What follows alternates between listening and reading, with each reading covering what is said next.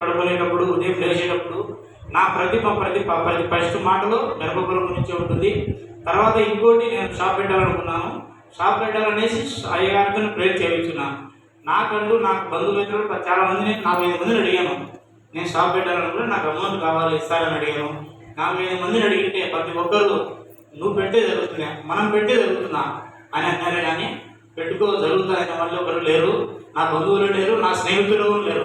ఎందుకంటే మా క్యాస్ట్ వల్ల మనకు జరగదు అనేది 45 మంది నోటి నుంచి నాకు అదే మాట వచ్చింది. ఒక అయ్యగారు మాత్రం పెట్టుకో బిడ్డ బాగా జరుగుతుంది, మంచిగా జరుగుతుంది అన్నాడు. అందుకు పట్టుకుని దేవుని కొన్నాడు. ఇంకోటి ఏంటంటే అంగడి పెట్టిన క్షేమం నుంచి బాగా జరగడం స్టార్ట్ అయింది. బాగా జరుగుతుంది.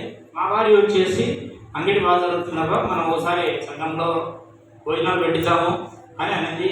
ఒకరోజు పెడితే పోయింది కాదు దేవుని దీవెన.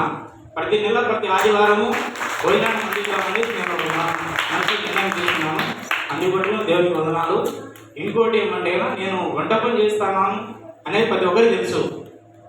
నేను ఎన్నో పెళ్ళిళ్ళకు వంట చేశాను, పెళ్ళిళ్ళకు వంట చేసినాను. ఇంకోటి ఏమంటే వాళ్ళ సీమంతాలకు వంట చేశాను, వాళ్ళ పిల్లలు పుట్టిన తర్వాత వాళ్ళ ఇంటికి కూడా వంట చేశాను.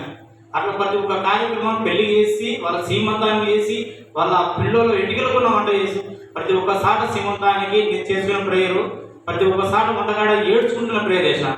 ఎందుకంటే ఇది ఇలాంటి సిచ్యువేషన్, ఇలాంటి ఫంక్షన్ అనేది నా భార్యని నేను ఎప్పుడు చేయాలి దేవుడు అనేది ప్రతి ఒక్క ఫంక్షన్ కూడా నేను చేసుకోవడం జరిగింది. అలాంటి రోజు ఒక రోజు ఇప్పుడు వచ్చింది. ఈ నెల 25వ తేదీన ఎంఎంఆర్ కళ్యాణంలో మా వారికి శ్రీమంతము సంఘం నుండి ప్రతి ఒక్క బిడ్డ వచ్చి కావాలని మనస్ఫూర్తిగా కోరుకున్నాను. ఈ సాక్ష్యం ఈ మాట దేవుడు దీవించినలాగా 25వ తారీఖు బేస్తవారం ఉంటే ఇప్పుడు వచ్చే బేస్తవారమే సమయం వచ్చేసి సాయంకాలం 7 గంటలకు రావాలని ప్రతి ఒక్కరిని పేరు కోరుకుంటున్నాను. Thank you.